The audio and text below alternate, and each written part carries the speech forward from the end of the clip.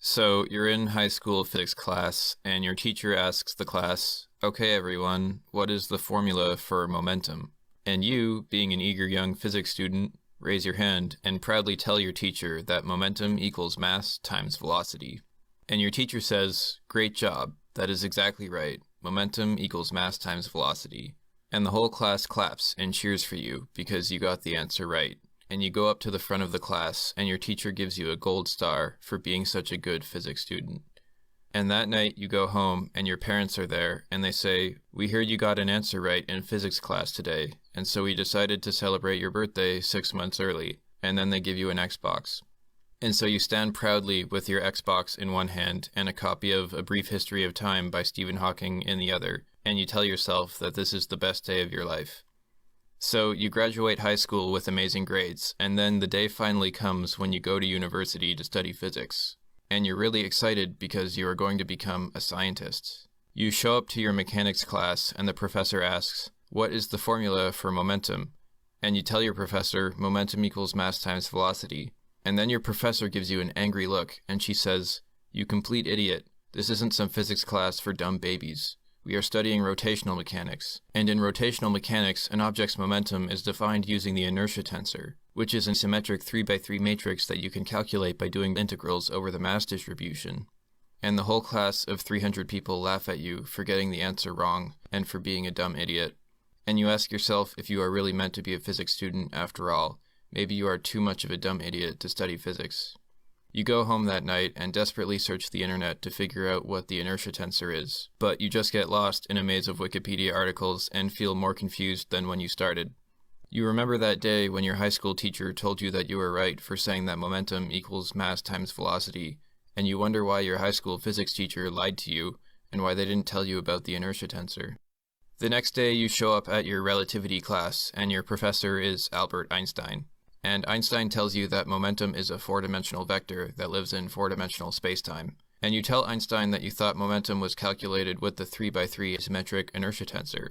And Einstein is like, "Well, technically, rotational angular momentum is a four-dimensional bivector, but that's outside the scope of this course."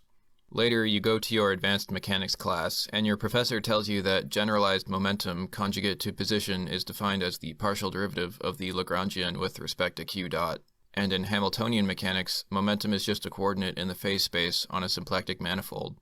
And then you go to your quantum physics class, and the professor says that momentum measurements are always probabilistic, and the way to get the expected value of momentum is to operate on the wave function with the momentum operator, which has the square root of -1 in it for some reason, and then do an integral over all possible outcomes.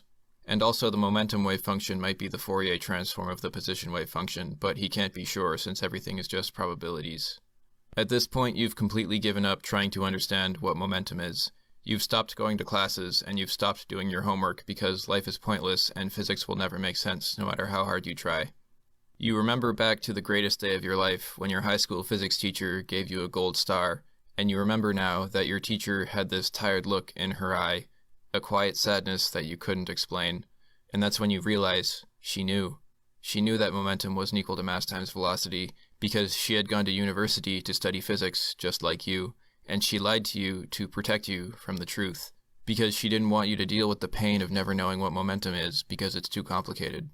And you realize that students all over the world are in high school right now being lied to, being told that momentum is mass times velocity, and they too will go to university and learn the truth and suffer just like you did.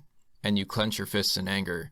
You realize that the eternal cycle of folly needs to be stopped, and it's time to destroy momentum once and for all. So you go to Switzerland and dig a tunnel to the Large Hadron Collider, and you're about to push the secret button on the Large Hadron Collider that will destroy the universe. But then the Avengers show up to stop you, and Captain America tells you that he understands how you feel, and that we've all been there. We've all been confused in physics class and think that we're dumb, but the way to deal with pain isn't to destroy the universe. Instead, we should help others and use our life experience to make the world less painful for future generations. And Iron Man says he wants shawarma. Anyway, the Avengers beat you up, and the police arrest you, and when you're in court, the judge sentences you to life in prison for trying to destroy the universe, which is the worst possible crime. So you're sentenced to life in a frictionless vacuum, eternally bouncing off the walls of your cell in perfectly elastic collisions. and all you can think about is whether you should calculate your momentum with an inertia tensor or a Lagrangian or a wave function, and you will never know the answer.